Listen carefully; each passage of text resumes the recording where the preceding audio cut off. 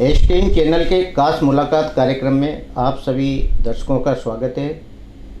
हम हर रोज़ एक नई शख्सियत से रूबरू कराते हैं। आज इसी श्रृंखला में हमारे साथ औद्योगिक प्रशिक्षण संस्थान के डिप्टी डायरेक्टर राजेश गुप्ता साहब हैं। राजेश गुप्ता जी से जानेंगे इनके जीवन परिचय के बारे में और साथ ही औद्योगिक प्रशिक्षण संस्थान में क्या युवाओं के लिए अवसर है इसके बारे में जानेंगे। आइए हम बात करते हैं राजेश गुप्ता साहब से। राजेश गुप्ता जी, आपका बहुत बहुत स्वागत है हमारे स्टूडियो में। Thank you.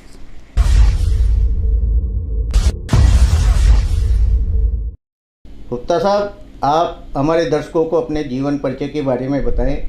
आप कहाँ से हैं, आपने शिक्षा दीक्षा कहाँ से की और आपने इस सेवा में आपका रुझान कैसे आया?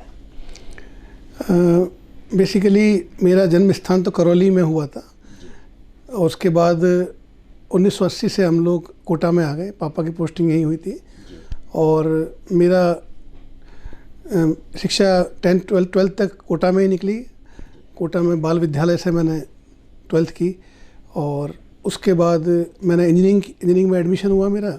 तो MREC जयपुर, जिसको आज MNIT बोलते हैं, MNIT जयपुर से मैंने मैकेनिकल में बीटेक BE की उपाधि मुझे मिली। और उसके बाद मेरा MTech भी वहीं से हुआ, एनर्जी इंजीनियरिंग में MNIT जयपुर से। और उसके साथ में RPSC से इसमें सिलेक्शन हुआ। उस समय 3-4 जॉब एक साथ मुझे मिली थी। एक तो ये पोस्ट थी हमारी वाइस प्रिंसिपल की पोस्ट, उस पर सिलेक्शन हुआ। उसके साथ साथ एक PhD JEN में सिलेक्शन हुआ। एक इसके अलावा पॉलिटेक्निक में लेक्चरर और एक सेक्शन इंजीनियर रेलवे में। एक साथ बेसिकली 4 जॉब एक साथ थी। तो मुझे ये चुनना था कि मुझे किस में जाना है। तो फिर काफ़ी जद्दोजहद रही। 1-2 महीने सबसे बातचीत करी तो फिर उसमें एक ये निकल के आया कि इस वाली जो सेवा है उसमें बच्चों के लिए और बहुत कुछ कर सकते हैं। मैं कॉलेज टाइम से स्वामी विवेकानंद जी के विचारों से बहुत प्रभावित रहा। उनका मैंने काफ़ी साहित्य पढ़ा और उससे एक मंत्र मिला मुझे कि शिव ज्ञान से जीव सेवा, कि जो जीव है वो उसको साक्षात शिव मानकर उसकी सेवा की जाए। तो फिर ये जो जॉब मैंने चुना। तो इस तरीके से मेरा इस जॉब में आना हुआ। मेरी फर्स्ट पोस्टिंग करौली ज़िले में हुई थी। उसमें मैंने 1.25 साल काम किया करौली में। और उसके बाद फिर मेरी पोस्टिंग यहाँ कोटा ज़िले में सांगोद में हुई, वाइस प्रिंसिपल, मतलब अधीक्षक की पोस्ट पे। अधीक्षक और वाइस प्रिंसिपल एक ही पोस्ट का नाम है। और फिर सांगोद में लगभग 10 साल मेरी पोस्टिंग रही और उसमें काफ़ी काम सांगोद में किए। और इसके साथ साथ एडिशनल चार्ज, क्योंकि हमारे विभाग में उस समय अफसर की कमी थी तो एडिशनल चार्ज भी मिलते थे। तो एडिशनल चार्ज के रूप में 12 केलवाड़ा, शाहबाद, इसके अलावा सुल्तानपुर, इटावा, ये रही मेरे पास। एक महिला ITI कोटा भी एडिशनल चार्ज में रही थी 2.5 महीने। और इन ITIs में मैंने जो काफ़ी काम करने का मौका मिला। सांगोद की बात करें तो सांगोद के अंदर पहले केवल 3 ट्रेड्स थीं, वेल्डर, फिटर और मैकेनिक डीजल। लगभग 100 बच्चे पढ़ते थे। तो सबसे पहले तो हमने प्लेसमेंट्स पे काम किया। वहाँ जितनी भी कंपनीज थी उन सबको इनवाइट किया, बुलाया। शुरू से इच्छा थी कि, क्योंकि हमारा ITI का जो स्ट्रक्चर है वो ऐसा है कि बच्चा जो आता है वो या तो 8वीं पास आता है या 10वीं पास आता है। तो सीधा बच्चा के पास ऑप्शन रहता है कि वो सीधा कंपनी में जॉब कर सकता है। उसी हिसाब से ITI का सिस्टम डिज़ाइन भी होता है। बच्चों को एज ए एम्प्लॉय मानकर ट्रेनिंग दी जाती है। कोई छुट्टी बच्चों की नहीं होती है, ना सर्दी की ना गर्मी की। केवल उसको 1 महीने की छुट्टी बोलते हैं, इसको CL बोलते हैं हम लोग, आकस्मिक अवकाश। वो छुट्टी मिलती है बच्चे को। और उसको उसी तरीके से उसके जो पूरा ट्रेनिंग है, 70% ट्रेनिंग प्रैक्टिकल होती है और 30% थ्योरी होती है। बच्चों को हर चीज़ सिखाई जाती है। कैसे, अगर इलेक्ट्रिशियन का बच्चा है तो उसको पूरी जानकारी, जितने भी इक्विपमेंट्स हैं उसके बारे में, करंट फ्लो के बारे में, वायरिंग के बारे में सारी चीज़ें सिखाई जाती हैं। इसके अलावा जो ITI का सिस्टम है बेसिकली वो वीक में बना हुआ है कि जैसे एक साल में 52 वीक होते हैं, तो एक तरह से 52 सप्ताह हो गए। अब उसको रिवाइज करके 40 वीक कर दिया है कि मतलब एक वीक में ये चीज़ सिखाएंगे, उसका थ्योरी सिखाएंगे, ये प्रैक्टिकल सिखाएंगे। तो इस तरीके से ये ITI का जो ट्रेनिंग दी जाती है, उसके बाद उन बच्चों को डायरेक्ट इंडस्ट्री ले लेती है टेक्निकल कर्मचारी के रूप में। तो इसमें कई कंपनीज हमने बुलाई, जैसे Tata Motors, Mahindra and Mahindra, hero MotoCorp, इसके अलावा Suzuki Motors, Maruti Suzuki, Honda cars, Bhushan steel, और यहाँ देखें तो कोटा की बात करें तो कोटा के अंदर जैसे भाटिया एंड भाटिया कंपनी ये भी आती है, गुरु नानक इंजीनियरिंग। और ये तो हो गई प्राइवेट कंपनीज जहाँ बच्चे जाते हैं, JCB इंडिया लिमिटेड जयपुर, इसके अलावा आइशर ट्रैक्टर्स और एक विसन मोबाइल, डिक्सन प्राइवेट लिमिटेड, इस तरह की कंपनीज हमने बुलाई। और वो बच्चों ने जब वो बच्चों ने अच्छा काम किया, और प्लस हमने ये भी देखा कि कंपनी की रिक्वायरमेंट क्या है। कंपनी की जो रिक्वायरमेंट ये देखी कि एक तो बच्चा काम करने वाला अच्छा हो, दूसरा उनको वैरायटीज़ ऑफ अलग अलग जगह से बच्चे मिल जाएं। तो हम लोगों ने शुरू से ही पूल कैंपस पे ध्यान दिया कि जैसे कोई कंपनी ने कंफर्म की डेट, तो हम उसमें फिर सबको खबर कर देते थे, जितनी भी कोटा संभाग में जितनी भी गवर्नमेंट ITI हैं, प्राइवेट ITI हैं, उन सबको हम लोग वाया मेल और वाया व्हाट्सअप, अच्छा, जिस दिन कंपनी आती है हाँ उस दिन सबको हम कर देते हैं मेल। और उससे क्या होता है कि बच्चा काफ़ी बच्चा आ जाता है और कंपनीज़ को जो है वो छांटने के लिए ऑप्शंस मिल जाते हैं। तो मतलब कंपनी को जो चाहिए वो हम अगर देंगे तो कंपनी बार आएंगी। तो जी गुप्ता साहब, मैं जानना चाहता हूँ, जैसे युवाओं के लिए ये स्किल डेवलपमेंट है ना, तो लड़कियों के लिए क्या इसमें ITI में रोज़गार के साधन हैं? गर्ल्स के लिए रोज़गार के साधन कई ट्रेड्स भी ऐसी हैं जो जिसमें गर्ल्स भाग लेती हैं। वैसे तो गर्ल्स का पार्टिसिपेशन बढ़ाने के लिए गवर्नमेंट ने जितनी हमारी सीट्स होती हैं उसका 30% उनके लिए रिजर्व है। तो इनका पार्टिसिपेशन बढ़ाने के लिए ये भी कर दिया इस बार, मतलब 3-4 सालों से, कि उनसे कोई फ़ीस नहीं ली जाती है बच्चों से। महिलाओं के लिए बिल्कुल निःशुल्क है ITI। और जैसे एक ट्रेड है हमारी कंप्यूटर ऑपरेटर प्रोग्रामिंग असिस्टेंट, वो 1 साल की कोर्स है, तो वो बच्चियाँ उसमें काफ़ी पार्टिसिपेट करती हैं। इलेक्ट्रीशियन है, मैकेनिक, डीजल, अब तो बच्चियाँ जो हैं वो डीजल में भी आ रही हैं, क्योंकि जो रेलवे के जो लोको पायलट होते हैं, ऐसे ही जो मेट्रो के जो ड्राइवर्स होते हैं, वो उनमें भी बच्चियों के लिए स्थान आरक्षित रहते हैं। तो इसके अलावा जो बच्चियों के लिए जो गवर्नमेंट पोस्टें निकलती हैं, जैसे JVVNL में और इनमें जो टेक्निकल हेल्पर की पोस्ट निकलती है, तो उसमें भी गर्ल्स जाती हैं। इसके अलावा गर्ल्स जो है वो कुछ ट्रेड्स ऐसी हैं जो कि महिलाओं के लिए है, जैसे कटिंग टेलरिंग ट्रेड है जिसमें बच्चियों को सिलाई सिखाते हैं, 1 साल का कोर्स है वो। ऐसे ही ब्यूटिशियन का है, जैसे ब्यूटी पार्लर का कोर्स है, जैसे महिला ITI है कोटा में, तो वहाँ ब्यूटी पार्लर का कोर्स सिखाते हैं। तो वो जो कोर्स बाहर बच्चियाँ 7-8 हज़ार रुपये लगा के सीखेंगी, ये फ्री ऑफ कॉस्ट सीखेंगी विद सर्टिफिकेशन ऑफ NCVT। वो सर्टिफिकेट पूरे ऑल ओवर वर्ल्ड वैलिड होता है। तो जो इनका स्किल है बच्चियों का, वो काफ़ी निखरता भी है। और उससे फ़ायदा ये भी है कि कई बच्चियों के ने अपना स्वरोज़गार भी चालू किया, कि जैसे टेलरिंग का है तो स्वरोज़गार चालू कर लिया, उसने अपना बुटीक खोल लिया, या फिर ये जो कोर्स है ब्यूटिशियन का, उसमें अपना पार्लर खोल लिया।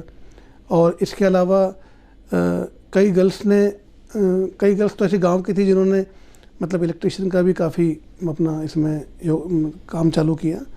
तो लगभग सभी ट्रेड्स में अब तो बच्चियां आ रही हैं। राजेश गुप्ता साहब, ज़रा हमारे युवाओं को ये बताएं कि कई लोग तो समझते नहीं कि एडमिशन की प्रक्रिया क्या होती है, किस कक्षा के बाद ITI में एडमिशन लिया जाता है? एडमिशन जो है ITI में बेसिकली 8वीं पास, 10वीं पास और 12th पास बेसिकली, लेकिन अपने यहाँ पर 8वीं पास और 10वीं पास ट्रेड्स हैं कोटा में। बेसिकली मैक्सिमम 8वीं और 10वीं हैं, 12वीं बहुत कम है। तो 8वीं और 10वीं जो है उसमें 8वीं पास बच्चा जो है, जैसे कोटा की बात करें हम, तो हमारे पास 3 ट्रेड्स हैं। जैसे वायरमैन जो कि 2 साल की है, एक प्लम्बर 1 साल की है और एक वेल्डर 1 साल की है। और 10th पास जो हमारे पास ट्रेड्स हैं वो लगभग 14 ट्रेड हैं, जिसमें refrigeration, air conditioning, fitter, electrician, mechanic electronics, instrument mechanic, Turner, machinist, motor mechanic vehicle और ICTSM, सोलर टेक्नीशियन इस बार खुली है नई ट्रेड। तो ये ट्रेड है 10वीं के बाद बच्चा इसमें वो ITI कर सकता है। इसमें इसका जो एडमिशन होता है, नॉर्मली फॉर्म जो निकलते हैं वो जून-जुलाई में निकलते हैं और वो ऑनलाइन बच्चे को फॉर्म भरना होता है। वो ऑनलाइन ही बच्चे को उसमें ऑप्शन पूछते हैं कि आप कौन कौन सी ITI में एडमिशन लेना चाहते हैं। तो ऑप्शन फॉर्म भरता है बच्चा, वो कोई सा भी बच्चा कहीं के लिए भी अप्लाई कर सकता है। जैसे कोटा का बच्चा अगर बाहर पढ़ना चाहे, मतलब राजस्थान के अंदर किसी और ज़िले में, तो वो भी अप्लाई कर सकता है। तो वो ऑनलाइन अलॉटमेंट आता है उसका, उसके बाद वहाँ उसको रिपोर्टिंग करनी होती है बच्चे को। जैसे मैंने बताया कि लड़कियों के लिए तो फ़ीस बिल्कुल निःशुल्क है और बॉयज़ के लिए जो फ़ीस है वो 2400 रुपये साल की है गवर्नमेंट ITI में। तो वो बच्चा उसके बाद अपनी रिपोर्टिंग करता है और फिर वहाँ से वो एडमिशन ले लेता है। तो पूरा एडमिशन प्रोसेस ऑनलाइन है। जैसे मान लो कोई युवा कोटा से ही वो करना चाहे, तो क्या परसेंटेज बेस पे उसका एडमिशन है या सीधी भर्ती के हिसाब से? इसमें क्या है सर कि जैसे बच्चे की जब 8th की मार्कशीट वो जो अपने नंबर भरता है उसमें ऑनलाइन, और 10th के नंबर भरता है, उसके आधार पर मेरिट तैयार होती है। मेरिट पूरा सेंट्रलाइज सिस्टम है जो डुएट से चलता है और उसके बाद उसकी ऑप्शन मेरिट के आधार पे और उसके द्वारा मांगे गए ऑप्शंस के आधार पे उसको कॉलेज अलॉट होता है ऑनलाइन। तो ये मेरिट के आधार पे होता है।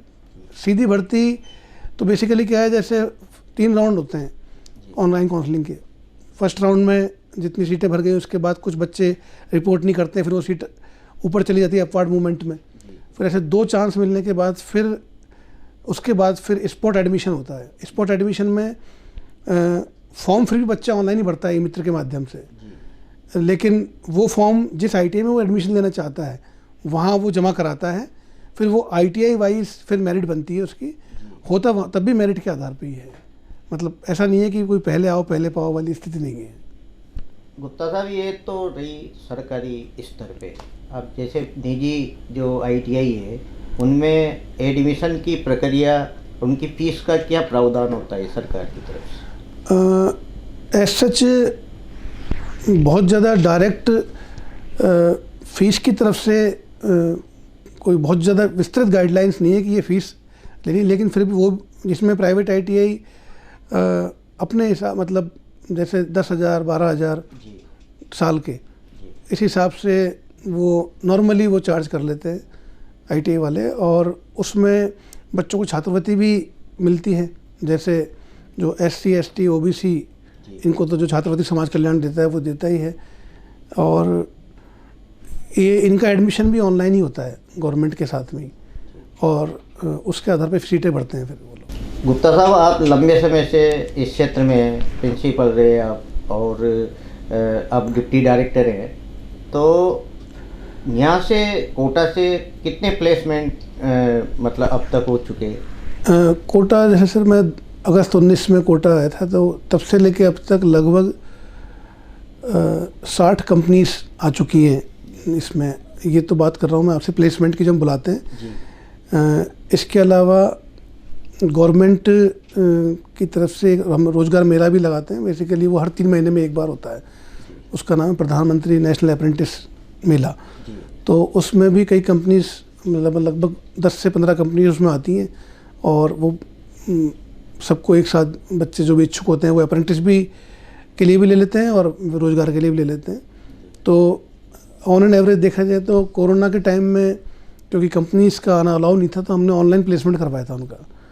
तो बच्चों को ऑनलाइन गूगल फॉर्म डिज़ाइन किया, और गूगल फॉर्म के बाद उन बच्चों का जो डेटा आया ईमेल के थ्रू, फिर कंपनी को लूप में लेके हम लोगों ने ऑनलाइन उनसे जूम मीटिंग के थ्रू उनका जूम और जो भी उसके माध्यम है, ऑनलाइन के माध्यम होते हैं, उसके आधार पे हमने उनका प्लेसमेंट कराया। तो उससे काफ़ी अच्छा रेस्पॉन्स आया। कंपनीज़ को भी डिमांड थी और बच्चों को भी एक मीडियम मिल गया कि अब कोरोना के टाइम में भी प्लेसमेंट्स हुए काफ़ी हमारे। ये गुप्ता साहब, कोटा ज़िले में कितनी ITI होंगी? कोटा ज़िले में 8 गवर्नमेंट ITI हैं और 55 प्राइवेट ITI हैं जो कि रनिंग में है अभी। लगभग 5,500 एडमिशन बच्चे पढ़ रहे हैं इन दोनों में मिला के। कोटा ज़िले की बात करें हम तो प्रॉपर कोटा में 3 गवर्नमेंट ITI हैं, 3 इनफैक्ट 4 गवर्नमेंट ITI। एक तो गवर्नमेंट ITI कोटा, एक केमिकल ITI कोटा, एक महिला ITI कोटा और एक उत्पादन केंद्र ITI कोटा। ये 4 ITI कोटा में है। इसके अलावा सांगोद, सुल्तानपुर, खैराबाद और इटावा, ये 4 यहाँ पे हैं। गुप्ता साहब, ये एक युवाओं के लिए रोज़गार का अच्छा ट्रेड है। वैसे आपके हिसाब से ज़्यादा ट्रेड कौन सी जिसमें बच्चे मतलब आकर्षित होते हैं? हाँ, इसमें कुछ पॉपुलर ट्रेड्स भी हैं जिसमें बच्चे ज़्यादातर एडमिशन्स लेते हैं। जैसे सबसे ज़्यादा पॉपुलर ट्रेड इलेक्ट्रीशियन होती है जिसमें, और फिर फिटर है, मैकेनिक डीजल है, इसके अलावा कंप्यूटर ऑपरेटर, प्रोग्रामिंग असिस्टेंट है। ये 4-5 ट्रेड हैं जो कि मोस्टली पॉपुलर। इलेक्ट्रॉनिक्स हैं, ये पॉपुलर ट्रेड है। हालांकि गवर्नमेंट ITI जैसे कोटा की बात करें तो इसकी लगभग 816 एडमिशन है हमारे पास, गर्ल्स बॉयज़ दोनों मिला के। तो सीटें कोई खाली नहीं रहती हैं इसमें, मोस्टली 100% सीटें भर जाती हैं। गुप्ता साहब, जो ITI है अब वर्तमान में जो युवा है इसकी ओर आकर्षित हो रहा है? ITI की तरफ आकर्षित क्यों हो रहा है सर कि बिल्कुल आकर्षित हो रहा है युवा, क्योंकि एक तो बच्चों को इसमें एक तो फ़ायदा है कि डायरेक्ट गवर्नमेंट जॉब में बच्चा जा रहा है। जैसे रेलवे की बात करें हम, इसके अलावा पावर सेक्टर की बात करें, इसके अलावा हम और रोडवेज की बात करें, इन सब में टेक्निकल हेल्पर के रूप में ITI बच्चों को लेते हैं। रेलवे में बहुत सबसे ज़्यादा रेलवे में बच्चा जाता है, और इसके अलावा प्राइवेट में जाता है जो बच्चा नीडी है, जिसको ज़रूरत है तुरंत जॉब की। इसके अलावा अभी 2016 से 2015 से इनफैक्ट एक स्कीम लागू हुई समकक्षता की स्कीम इस तरह की है कि अगर कोई बच्चा 8वीं पास ट्रेड में ITI करता है तो 2 साल की ट्रेड से ITI करने के बाद उसको 10th का सर्टिफिकेट भी मिल जाता है, एक सब्जेक्ट अपीयर होके। ऐसे कोई बच्चा अगर 10वीं पास ट्रेड्स में ITI में एडमिशन लेता है 2 साल की, तो उसको 12th का सर्टिफिकेट मिल जाता है विज्ञान विषय, मतलब मैथमेटिक्स के इक्विवेलेंट मान लेते हैं उसको। केवल एक पेपर देना पड़ता है इंग्लिश का। तो उससे ये फ़ायदा हुआ कि कई बच्चे सोचते थे कि यार मैं अगर ITI में एडमिशन ले लूँगा तो फिर मेरी 10th का 12th का क्या होगा, तो ये भी दुविधा दूर हो गई। अब उससे कोई बच्चा 10th के साथ में कर रहा है तो 12th का मिल गया उसको। 12th के बाद अगर कोई बच्चा चाह रहा है कि मुझे इंजीनियरिंग में जाना है तो जा सकता है सीधा वो, मतलब एक तरह से ये उसकी कोई रुकावट, कैरियर में कोई बाधा नहीं आई उसकी। इसके अलावा कोई बच्चा चाहता है कि मेरे को तो ITI करने के बाद और हायर स्किल लेनी है, तो ITI करने के बाद सीधा डिप्लोमा में सेकेंड ईयर में एडमिशन मिल जाता है उसको। तो ये कुछ फ़ायदे हैं जो बच्चों को ITI के बाद मिलते हैं, और उससे क्या है उसको उसकी स्किल बढ़ती है। कोई बच्चा ऐसा है जो कि चाहता है कि मैं तो घर का काम संभालूँ, कोई बच्चे के घर में जैसे वेल्डिंग की शॉप है या फिर उसको कोई गैराज का काम करते हैं उसके घर पे पिताजी, तो वो जैसे एडमिशन ले लेता है या वेल्डर में या डीजल में, और वो काम सीख के और फिर वो उसके साथ में स्वरोजगार का भी ऑप्शन है बच्चों के पास। राजेश गुप्ता जी, हमारे जो युवा हैं उनको क्या संदेश देना चाहेंगे आप ITI के माध्यम से रोजगार परख के लिए? बच्चों को केवल यही मैं कहना चाहूँगा कि जो व्यावसायिक शिक्षा है ये बहुत अच्छी है। सबसे अच्छी बात तो ये है कि बच्चे अपने हाथों से काम करते हैं, और आज ITI की स्थिति ये है कि प्लेसमेंट्स की कोई कमी नहीं है। कोई भी बच्चा जो खुद अपने पैरों पर खड़ा होना चाहता है, जिसकी आर्थिक स्थिति ठीक नहीं है, वो भी ITI के माध्यम से अपनी आर्थिक स्थिति बहुत अच्छी कर सकता है। कई ऐसी सक्सेस स्टोरी हैं हमारे पास, जिन बच्चों ने, जिनके पास पढ़ने के पैसे नहीं थे, वो ITI करके आज 50-60 हज़ार रुपये महीना कमा रहे हैं, और वो अपने बच्चों को भी वो मोटिवेट कर रहे हैं कि वो ITI करें। और इस स्किल से उन बच्चों के पास काफ़ी ऑप्शंस मिल जाते हैं।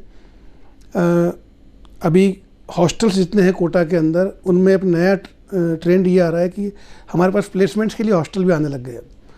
अब वो कह रहे हैं कि सर हमें ऐसे केयर टेकर चाहिए जो हमारे बच्चों को संभालने के साथ में थोड़ा बहुत टेक्निकल हो, तो हमारे छोटे मोटे फॉल्ट ठीक कर दें।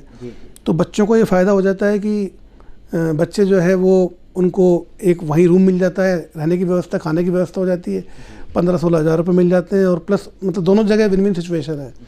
तो ITI का बच्चा बिल्कुल भी अगर थोड़ा बहुत भी सिंसियर है काम करने में, तो ITI करने के बाद कम से कम 15 से 20 हज़ार रुपये आराम से बच्चा कमा लेता है महीना।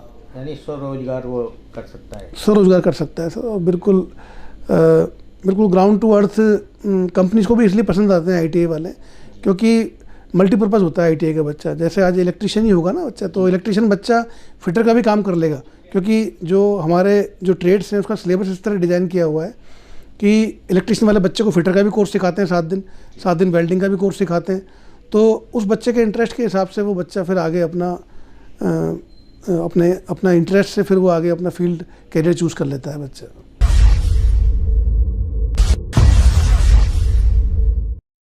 ये थे हमारे साथ ITI कोटा के डिप्टी डायरेक्टर राजेश गुप्ता जी।